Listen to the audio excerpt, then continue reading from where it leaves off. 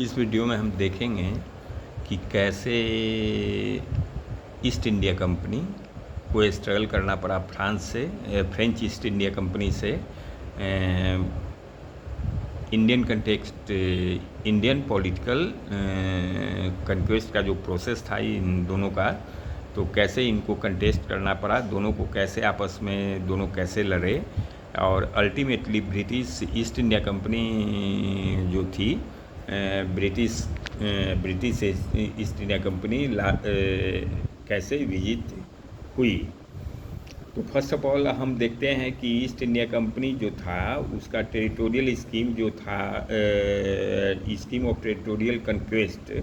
और political domination, जो कि फ्रस्ट्रेट कर दिया गया था औरंगजेब के काल में, जब वो लड़ा था, जब ईस्ट इंडिया कंपनी वार डिक्लेयर की थी औरंगजेब के अगेंस्ट में, तब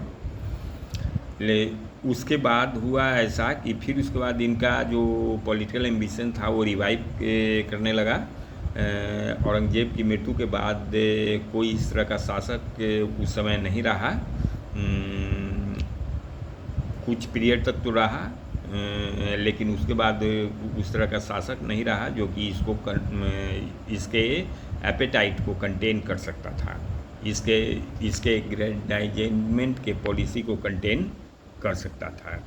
लेकिन फिर भी जो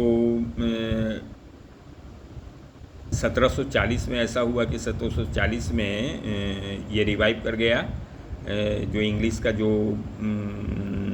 एक्सपेक्टेशन था वो एराइज फिर से किया, नादिर शाह का इन्वेजन हुआ, और तो सेंट्रल अथॉरिटी का डिके हो गया, मतलब सेंट्रल अथॉरिटी डिटेरियोरेट कर गई नादिर शाह के इन्वेजन पर। लेकिन फॉरेन जो लेकिन बहुत सारा इसको बहुत ज़्यादा स्कोप नहीं था, यहाँ भी बहुत ज़्यादा स्कोप यहाँ नहीं था, यहाँ भी फॉरेन पेनिट्रेशन जहाँ पर कि, और दूसरी तरफ हम देखते हैं स्कोप नहीं था इनके ग्रेडेंजमेंट का उस समय 1740 तक, क्योंकि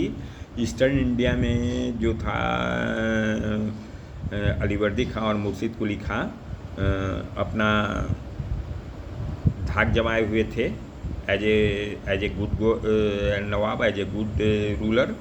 और वेस्टर्न इंडिया में भिगोरस मराठा जो थे वे अभी भी हेल्थ स्वे रखते थे, अपना आधिपत्य अभी भी बरकरार रखे हुए थे। तो साउथर्न इंडिया में जो कंडीशन था वो ग्रेजुअली फेवरेबल हो गया फॉरेन एडवेंचर्स के लिए। सेंट्रल अथॉरिटी जो था वहाँ डिसअपियर कर गया। औरंगजेब के डेथ के बाद जो स्ट्रॉन्ग हैंड था निजामुल मुल्क, जो कि उसका गवर्नर जो कि उसका वजीर हुआ करता था, वो 1722 ईस्वी में ये स्टेट को, मुगल एम्पायर को छोड़कर चला गया और अपना स्टेट बनाया हैदराबाद में। और मराठा जो था वो चीफ्स जो था हैदराबाद को हमेशा इन्वाइट किया करता था। चौथ रेड, मतलब मराठा रेड हमेशा हैदराबाद में हुआ करता था, और साउथ इंडिया में वेस्टर्न इंडिया में कलेक्टिंग चौथ के लिए, और साउथ इंडिया में भी कलेक्टिंग चौथ के लिए इन्वाइट किया करता था मराठा। तो इस रेड में, ये जो रेड इतना जो हुआ, तो ये पॉलिटिकली अनसेटल्ड कंडीशन इंडिया में उत्पन्न कर दिया, और उसके बाद में एडमिनिस्ट्रेटिव डिसऑर्गेनाइजेशन हो गया,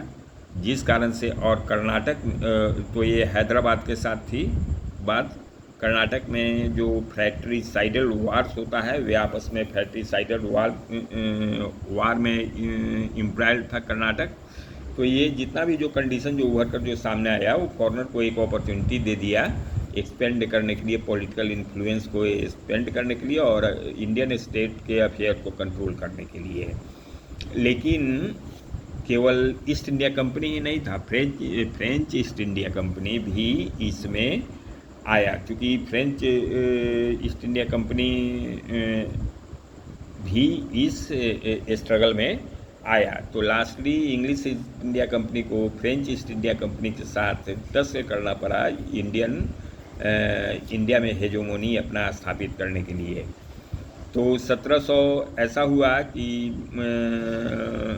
17 सेंचुरी तक तो पुर्तगीज और डच को ये बाहर कर दिए थे ईस्ट इंडिया कंपनी,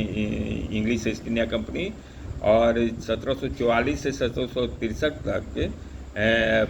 फ्रांस,